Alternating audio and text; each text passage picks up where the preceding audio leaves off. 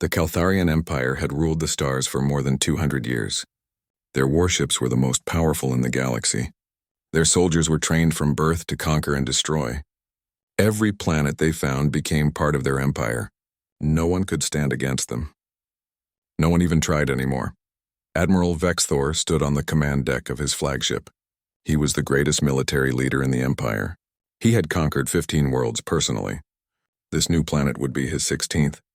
It was called Earth, and the people there called themselves humans. The scans showed they were still primitive. They had barely left their own planet. They still fought each other over land and resources. They would be easy to defeat. The Admiral looked at the blue and green planet on his screen. It reminded him of other worlds he had conquered. The people there always thought they could resist. They always failed. This time would be no different. He had brought 300 warships with him. Each ship could destroy entire cities with a single shot. The humans had nothing that could threaten his fleet. Send them the message, Vexthor ordered. His communication officer nodded and pressed several buttons. The message went out in every language the humans used. The Empire had studied Earth's broadcast for months. They knew how to talk to these primitives. The message was simple. Surrender now or die. The humans had one full day to make their choice. After that, the Empire would begin destroying their cities one by one. It was the same message the Empire sent to every new world. Sometimes planets surrendered immediately. Sometimes they tried to fight. It never mattered in the end. Far below on Earth's surface, deep inside a mountain in Colorado, Commander Jake Peterson saw the message appear on his screen. He had been waiting for this moment. Not hoping for it, but preparing for it. For 30 years, humanity had known this day might come. Ever since they developed faster than light travel, they knew there might be others out there. Others who were not friendly. Jake looked around the command center. Dozens of people sat at computer stations. They were all watching their screens carefully. Everyone was quiet. Everyone knew what was happening. Above them, in orbit around Earth, an alien fleet was demanding surrender, a fleet that could destroy every city on the planet. "Get me General Hoffman," Jake said to the communications officer, "and contact all the other defense centers. Moscow, Beijing, London, Tokyo. Everyone needs to know." Within minutes, Jake was talking to military leaders around the world. They all saw the same message. They all knew what it meant. But they also knew something the aliens did not. Humanity had a secret. A weapon so powerful that even most people on Earth did not know about it. General Lisa Hoffman appeared on Jake's screen. She was in charge of Space Command, the military division that protected Earth from threats beyond the planet. She had gray hair and tired eyes. She had spent 10 years preparing for this exact situation. "They're here," Lisa said. It was not a question. 300 ships, Jake confirmed. They're positioned around the moon. They're waiting for our response. How long do we have? 24 hours. Then they start shooting. Lisa was quiet for a moment. She looked at something off-screen, then back at Jake. "Start waking up the network. Tell everyone to prepare. If they fire on Earth, we fire back." Jake nodded and closed the connection. He turned to his team. "You heard the general. Begin activation sequence for all orbital platforms." Authorization code Alpha 77 read. Around Earth's orbit, hidden among thousands of old satellites and pieces of space junk, weapon systems began to power up. They had been placed there over the last 30 years, one at a time, in complete secrecy. Most of them looked like broken satellites or debris. No one watching Earth from space would see anything unusual, but these were not normal satellites. They were quantum disruption cannons, the most advanced weapons humanity had ever created. The technology was based on new physics that most scientists barely understood. The weapons could tear apart anything at the molecular level. They left no debris, no explosion, just empty space where something used to be. The platforms had never been tested in real combat. Scientists had run simulations and fired at test targets in deep space, but never at actual ships. No one knew for sure if they would work. But they were all humanity had. Admiral Vexthor walked through his flagship, inspecting the crew. Everyone was ready for battle. The weapons were charged. The targeting systems were locked on Earth's largest cities. They would fire a warning shot first, destroy something impressive but not too valuable. That usually convinced primitives to surrender. If not, they would begin the real bombardment. "Status report," Vexthor demanded. "All ships ready, Admiral," his second officer replied. Weapons at full power. We can begin firing in 2 minutes. And the humans? Have they responded? No, sir. Their planet is quiet. No military movements. No evacuations. They seem to be ignoring us. Vexthor frowned. That was unusual. Most species panicked when the Empire arrived. They scrambled to prepare defenses or begged for mercy. But these humans were doing nothing. Perhaps they were too primitive to understand the threat. Or perhaps they were simply paralyzed with fear. Give them 1 more hour, Vexthor decided. Then we fire on their largest city. Just offshore enough to create a massive wave. That will get their attention. Back on Earth, Jake watched as the last weapons platform came online. 3,000 platforms spread across Earth's orbit. Each one had enough power to destroy a large ship instantly. Together, they could eliminate any threat that came near Earth. At least that was the theory. All platforms reporting ready status, Lieutenant Amy Brooks announced. She was young, barely 30, but she was one of the best tactical officers in Space Command. We have firing solutions on all 300 enemy ships. Awaiting your command. Jake picked up the red phone on his desk. It connected directly to General Hoffman and 11 other command centers around the world. This was it, the moment that would decide humanity's future. Either the weapons worked and Earth survived, or they failed and billions of people died. General Hoffman, Jake said when she answered, all systems are ready. We're waiting on your order. Lisa's voice was steady. Let them fire first. I want there to be no doubt about who the aggressor is. But the moment they shoot at Earth, you have permission to eliminate the threat. All of it. Jake hung up the phone and looked at his team. We wait for them to make the first move. But be ready. When I give the order, we fire everything at once. No hesitation. Above Earth, the Caltharian fleet moved into attack position. Humanity held its breath. And the countdown to war began. Admiral Vexthor waited exactly 1 hour. Then he gave the order. His weapons officer locked onto the coordinates, a point in the ocean 10 kilometers from the largest human city. The shot would create a wave big enough to flood the coastline. Enough to kill thousands and terrify millions. Enough to make them surrender. Fire, Vexthor commanded. The main cannon of the flagship began to charge. Energy built up inside the weapon, glowing brighter and brighter. In 30 seconds, it would unleash enough power to vaporize a small mountain. The countdown began. 20 seconds, 15 seconds, 10 seconds. In the Colorado Command Center, every alarm started screaming at once. Red lights flashed across every screen. The enemy was firing. Lieutenant Amy Brooks shouted over the noise, reading the data as fast as it appeared. Energy spike detected on the flagship. They're charging weapons. Target is New York City offshore impact point. Jake Peterson did not hesitate. He grabbed the phone to General Hoffman. They're firing on New York. Permission to engage. Granted, Lisa's voice came back instantly. Fire everything. Eliminate the threat. Jake slammed his hand down on the confirmation button, the button he had hoped he would never have to press. Red lights turned green. 3,000 weapons platforms that had been hidden in Earth's orbit suddenly came alive. Their targeting computers locked onto every single ship in the Caltharian fleet. The calculations took less than a second. Every platform knew exactly which target to hit. Admiral Vexthor saw his warning displays light up all at once. Every single screen on his bridge showed danger alerts. His sensor officer stared at the readings in disbelief, unable to speak. Around Earth, thousands of objects that had looked like debris were now showing massive energy signatures. The humans had weapons. Hidden weapons. Powerful weapons. Vexthor opened his mouth to give an order. To raise shields. To take evasive action. To do something. But there was no time. The words never left his mouth. The quantum disruption cannons fired. There was no sound in space, no bright flash of light, no explosion. The weapons simply erased their targets from existence. The massive flagship where Vexthor stood ceased to be. 3 kilometers of advanced warship. Thousands of tons of metal and technology. 70 soldiers all gone in an instant. Not destroyed. Not broken apart. Simply gone. As if it had never existed at all. The same thing happened to every other ship in the Caltharian fleet. All 300 warships vanished in exactly 2.3 seconds. 70,000 soldiers.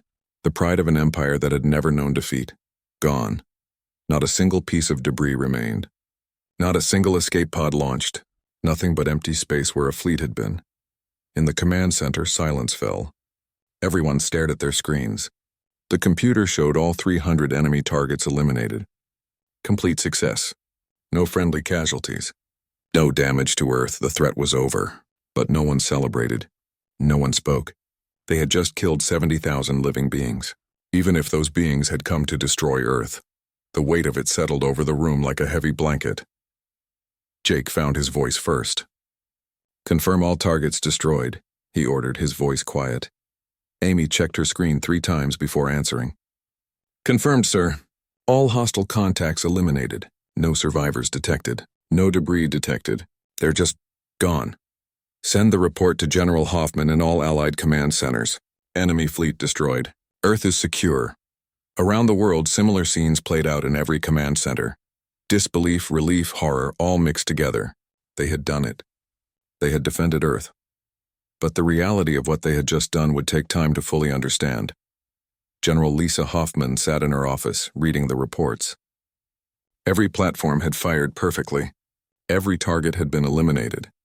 The weapons worked even better than the scientists had predicted.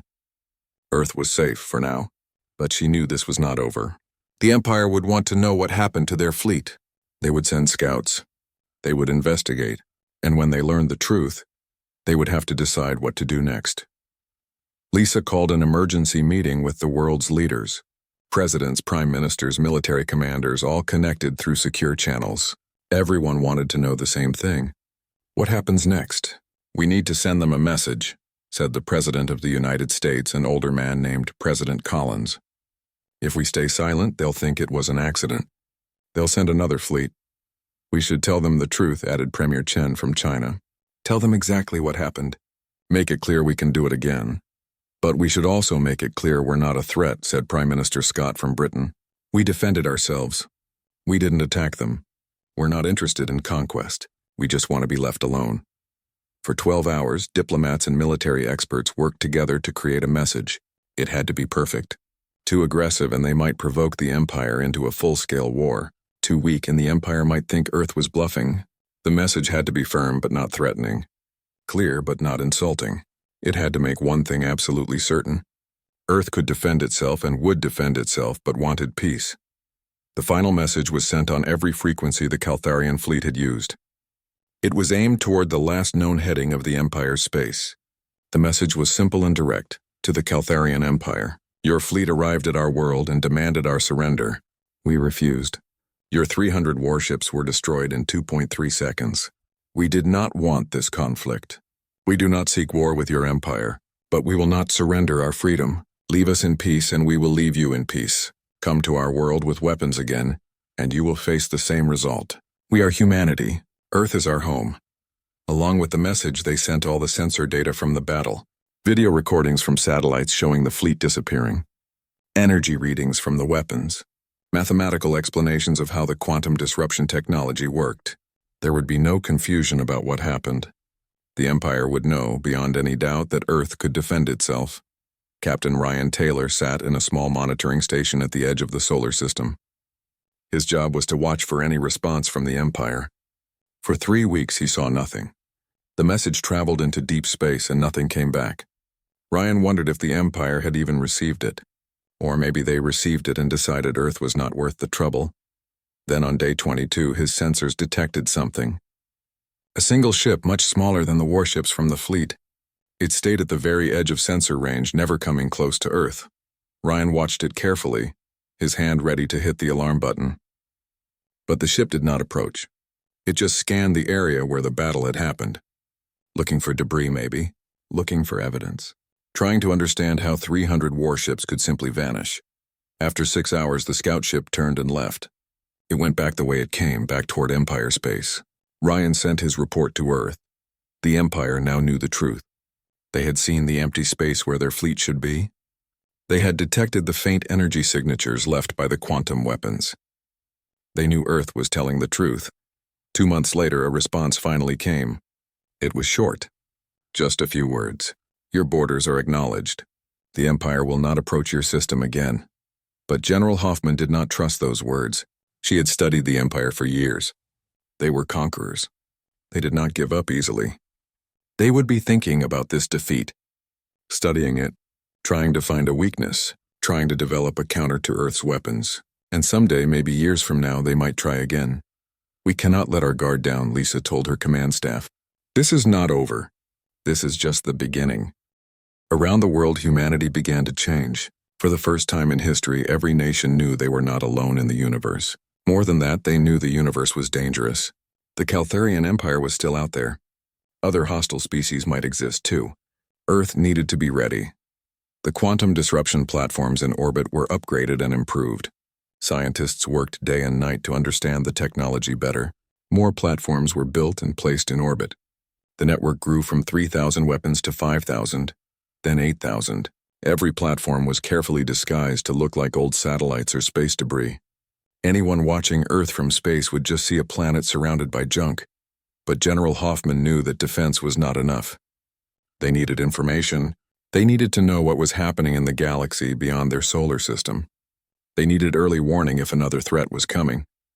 That was when Dr. Helen Carter made her discovery. Helen was a physicist working at a secret research facility in New Jersey. She had been one of the scientists who helped develop the quantum disruption weapons. Now she was studying the weapons' effects, trying to understand exactly how they worked. What she found changed everything. The weapons create an echo, Helen explained to a room full of military officers and government officials. When they fire, they send out a quantum signature. That signature bounces off any other quantum signature in range. It's like sonar, but on a quantum level. We can detect ships, planets, anything with mass. How far does this echo travel? Asked General Hoffman. Helen smiled. That's the amazing part. In theory, hundreds of light years. Maybe more. We could map the positions of every ship in a huge area of space. We would see them coming long before they got anywhere near Earth. The implications were enormous. Humanity had not just created the perfect defense. They had created a way to monitor a massive portion of the galaxy. Within 6 months, Earth had a complete map of every ship within 200 light years. They could see trade routes, military patrols, everything. They could also see something troubling.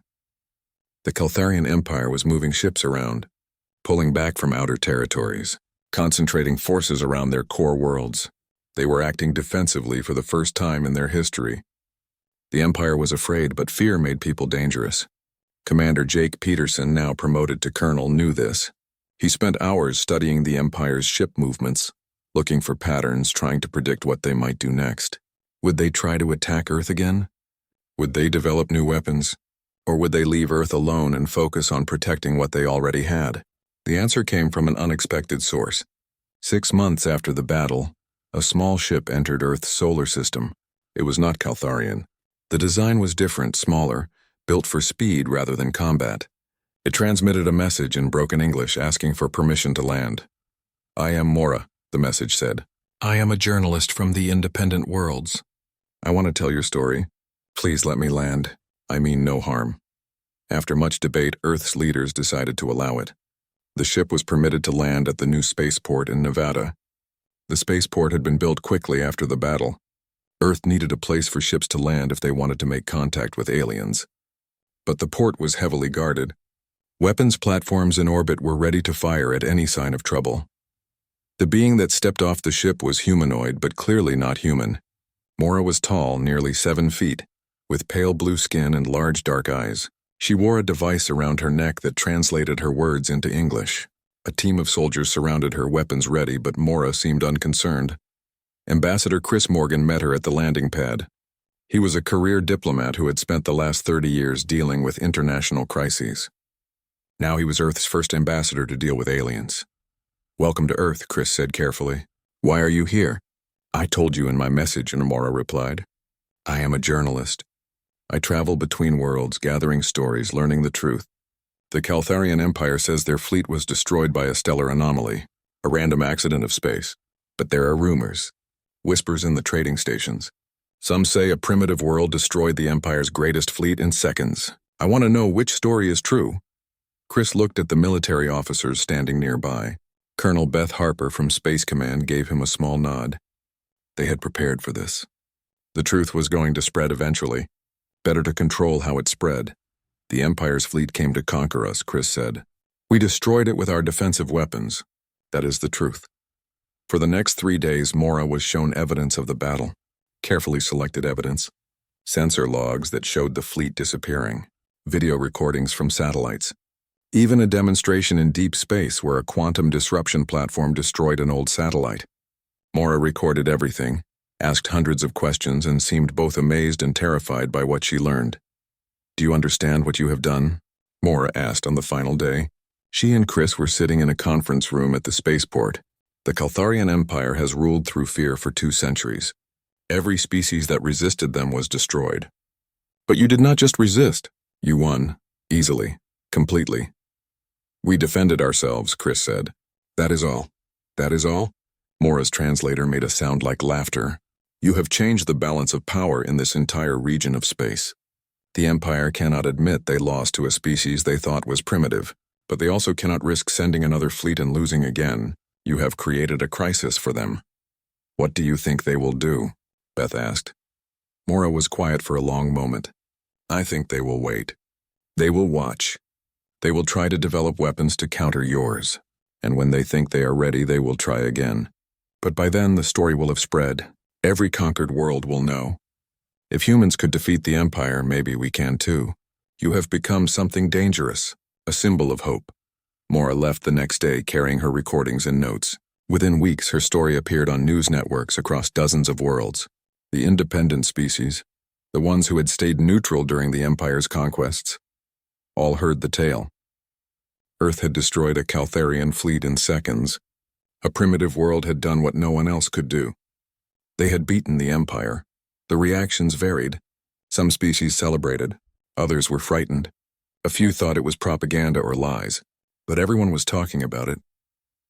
Earth had become famous across the galaxy, whether they wanted to be or not. And as Mora had predicted, something began to change in the Empire's conquered territories. Small acts of resistance started appearing. A colony refused to meet its production quota. A space station denied docking rights to Imperial ships. A local government passed laws limiting the Empire's authority. Nothing big enough to warrant sending a fleet, but enough to cause problems. The Empire was spreading its forces thin, trying to maintain control. And for the first time in 200 years, they were failing. On Earth, the monitoring stations watched it all happen. The quantum detection network showed every ship movement, every deployment, every sign of the Empire's growing problems. General Hoffman watched the data with mixed feelings. They had won their battle, but they had also destabilized an entire region of space. Other species might benefit from that. Or it might make things more dangerous. "We need to be ready," Lisa told her staff during a meeting. "The Empire is wounded but not defeated, and a wounded animal is the most dangerous kind." She was right to be cautious. Deep in Empire space, military leaders were meeting. They were studying Earth's weapons. They were developing plans. They were preparing for the day when they would be ready to try again. The Empire did not accept defeat. They never had, and they would not start now. 2 years after the battle, Earth had become a different world. The spaceport in Nevada was now a busy hub. Ships from dozens of alien species visited regularly. Most came to trade. Some came to learn about the humans who had defeated the Empire. A few came hoping to form alliances. Earth was no longer an unknown backwater planet. Now it was one of the most important worlds in the region. Lieutenant Kate Sullivan stood on the observation deck of Orbital Station Armstrong, watching a strange-looking cargo ship dock at the port. The ship belonged to the Vorlians, a species of traders who traveled between star systems selling goods and information. They had been coming to Earth for 6 months now, and Kate still found them fascinating. They looked like giant insects with 6 legs and compound eyes, but they were friendly and honest in their dealings. "Still amazed by all this?" asked Major Danny Pierce, joining her at the window. He was her commanding officer and had become a friend over the past year. "I grew up thinking we were alone in the universe," Kate said. "Now I spend my days watching alien ships come and go. It is hard to get used to." "The galaxy is paying attention to us now," Danny agreed. "And not everyone out there is friendly." He was right. While many species wanted to trade with Earth or learn from them, others saw opportunity in different ways. Pirates thought they could raid a newly spacefaring civilization. Criminal organizations wanted to exploit Earth's markets. Some corporations tried to steal Earth's technology. A few species even resented humanity's sudden importance in galactic affairs. But none of them dared attack Earth directly. The quantum disruption platforms made sure of that. Any ship that entered the solar system with weapons powered up or showed hostile behavior was immediately challenged. If they did not comply with instructions, they were destroyed, just like the Caltharian fleet. The message was clear. Earth's borders were protected by weapons that could not be beaten. At the Princeton Research Facility, Dr. Helen Carter worked with a team of scientists from multiple species. Some had defected from the Empire. Others came from independent worlds. All of them wanted to understand the quantum disruption technology better. The collaboration was producing incredible results. "We are not just defending anymore," Helen explained during a video conference with world leaders. "We are beginning to understand the fundamental nature of the universe in new ways. We could develop better space travel, better energy systems, even instant communication across vast distances." President Collins listened carefully. He was in his second term now, and dealing with alien relations had become his primary focus. "How long before we have practical applications?" "Some things we can do now," Helen said. "Better engines for our ships, more efficient power generation. Other things will take years. But we are making progress faster than I ever imagined." The reason for the fast progress was simple. Humanity had been forced to develop weapons beyond their understanding.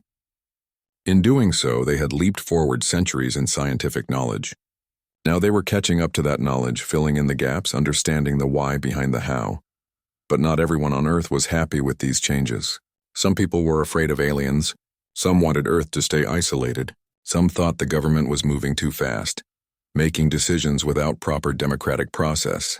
Protests happened in major cities. Politicians argued. The world was divided on how to handle Earth's new place in the galaxy. Commander Jake Peterson, now a full colonel, dealt with some of these problems daily. His job had expanded from military defense to something more like galactic diplomacy. He met with alien visitors. He negotiated trade agreements. He handled complaints from Earth citizens who did not like having aliens on their planet. It was exhausting. "I miss the days when my biggest problem was tracking enemy ships," Jake told his friend Amy Brooks, who was now a captain. They were having coffee in the Space Command cafeteria, taking a rare break. "At least we are still alive," Amy pointed out. "If those platforms had not worked, we would all be dead or enslaved right now." "True," Jake admitted. "But sometimes I wonder if we are prepared for all of this. We went from thinking we were alone to being a major player in galactic politics in 2 years. That is too fast. We did not have a choice," Amy said. "The galaxy came to us. We are just trying to survive." In the Caltharian Empire, Admiral Talric studied reports about Earth constantly. He had been given command of the Imperial fleet after the previous admiral's death. His job was to figure out how to defeat Earth's weapons. For 2 years he had tried. For 2 years he had failed. Every simulation showed the same result. The quantum disruption weapons were too fast. By the time you detected them targeting you, it was already too late. Shields did not work. Armor did not work. Evasive maneuvers did not work. The only way to beat the weapons was to never get in range of them. But that meant never approaching Earth, which meant never conquering Earth. "We should accept reality," Talrix told the High Command during a secure meeting. "Earth cannot be conquered with our current technology. Any attempt will result in the complete loss of our fleet. I recommend we maintain current policy, recognize their borders. Leave them alone." The High Command did not like this answer. The Empire had never accepted defeat before. But they also could not argue with the facts. 200 years of military dominance had ended in 2.3 seconds. The Empire had no choice but to acknowledge that Earth was beyond their reach. But acknowledging defeat to their own military was one thing. Admitting it publicly was another. The Empire told its citizens that Earth was not worth the effort, that the system had no valuable resources, that humanity was too primitive to bother with. But everyone knew the truth. The whispers had spread. The Empire had been beaten. This knowledge was causing problems throughout Imperial space. Conquered worlds were becoming bolder. Resistance movements were growing. The Empire's grip was loosening, and the High Command blamed Earth for all of it. "They have become a symbol," one of the High Command members said during the meeting. "As long as they exist, our conquered worlds will have hope. Hope that they can resist us too." "Then what do you suggest?" Talrix asked. "We cannot defeat them militarily." "Perhaps we do not need to," another member said. "Perhaps we find other ways to neutralize them. Economic pressure. Political manipulation. Turn the other species against them. Make them a pariah instead of a hero. Talrix did not like this idea, but he understood the logic. If the Empire could not destroy Earth, maybe they could isolate Earth, turn them into an enemy that everyone feared instead of a hero that everyone admired. It would take time. It would take careful planning, but it might work. Back on Earth, General Lisa Hoffman was preparing to retire. She had served for 45 years. She had overseen the development of the Quantum Disruption Network. She had given the order to fire on the Caltharian fleet. She had protected Earth through its most dangerous moment. Now it was time to let someone younger take over. Her replacement was Brigadier General Amy Brooks, the same lieutenant who had been at her side during the battle. Lisa trusted Amy completely. She was smart, careful, and understood the stakes. Any advice? Amy asked during their final meeting. Lisa thought for a moment. Do not get comfortable. We won one battle, but we are still the new kids in a very dangerous neighborhood. The Empire has not forgotten us. They are planning something. I can feel it. What should I do? Stay alert. Keep improving our defenses, and remember that we are not conquerors. We are protectors. Earth defended itself because we had no choice. Do not let anyone forget that. Amy nodded seriously. She understood the weight of responsibility she was taking on. Lisa left Space Command the next day. As she walked out of the facility for the last time, she looked up at the sky. Somewhere out there, the Empire was planning its next move. Other species were watching Earth with a mixture of fear and respect. And humanity was trying to figure out its place in a galaxy that was much bigger and more dangerous than anyone had imagined. They had been tested and had proven themselves, not through conquest but through simple refusal to be conquered. The question now was what came next. 3 years after the battle, Earth had changed in ways that seemed impossible. The spaceport in Nevada was now a small city. Humans and aliens worked together, traded together, even became friends. Children grew up seeing alien visitors as normal. The fear and uncertainty of first contact had faded into everyday life.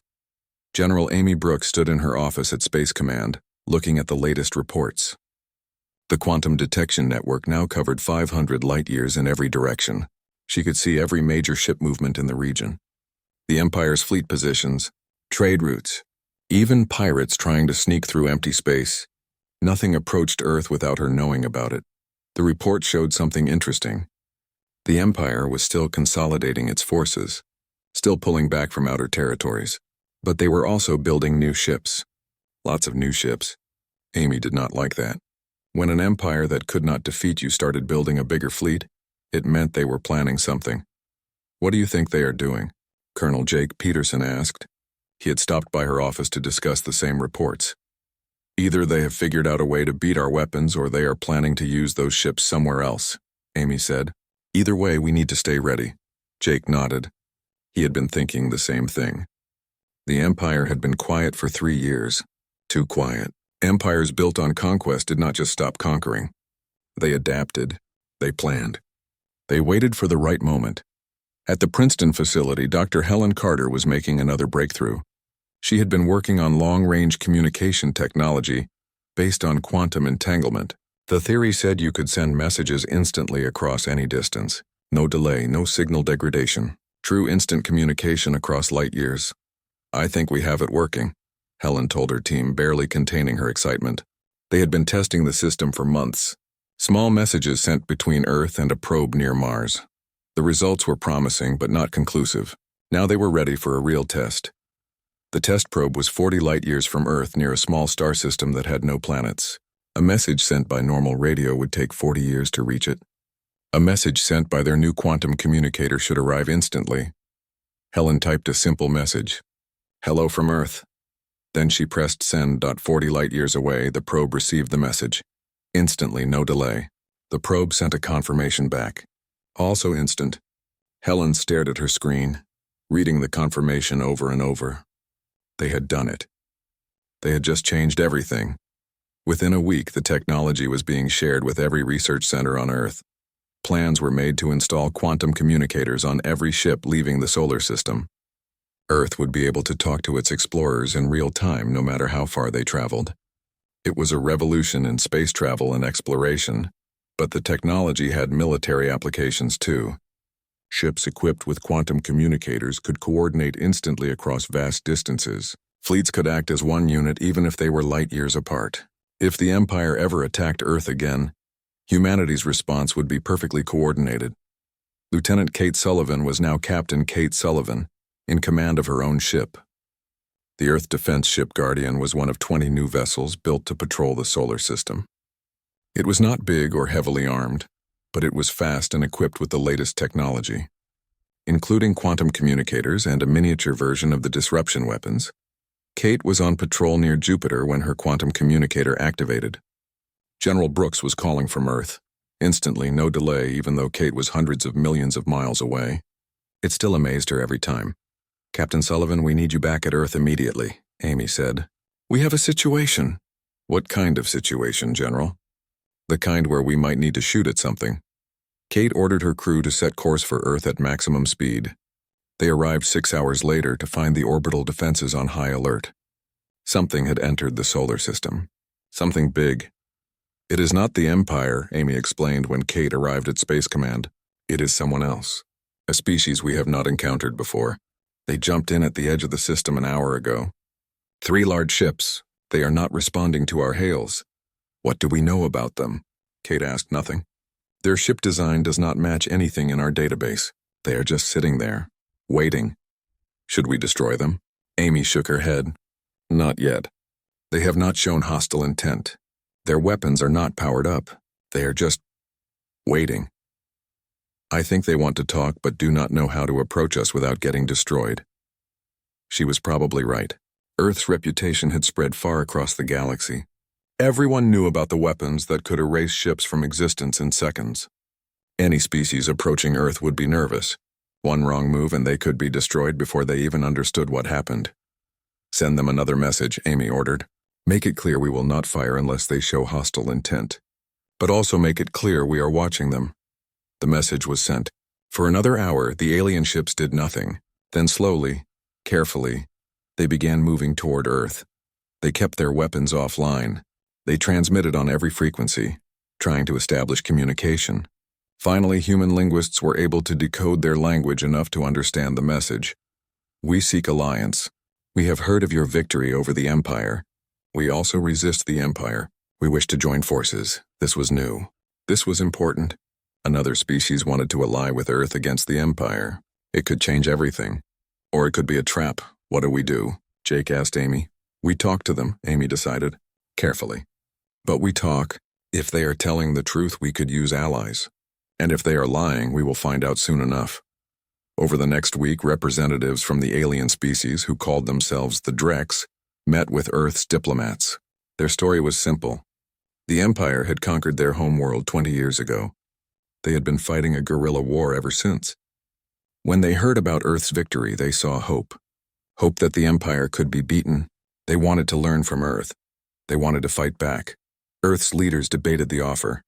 Helping the Drex could bring Earth into direct conflict with the Empire. But refusing to help could mean letting another species suffer under Imperial rule. It was not an easy choice. President Collins, now in his 3rd term after special legislation allowed it due to the unprecedented circumstances, made the decision. "We will provide the Drex with defensive technology. We will share our knowledge of the quantum disruption weapons, but we will not join their fight directly. We are protectors, not conquerors." The Drex accepted this offer. Over 6 months, human scientists worked with Drex engineers to build their own disruption platforms. It was slow work. The technology was complex. But eventually, the Drex had enough platforms to defend their hidden bases and ships. When the Empire tried to attack one of those bases, they got the same surprise Earth had given them. The Imperial ships vanished in seconds. The Empire retreated. And the Drex resistance movement suddenly had a chance. News of this spread quickly.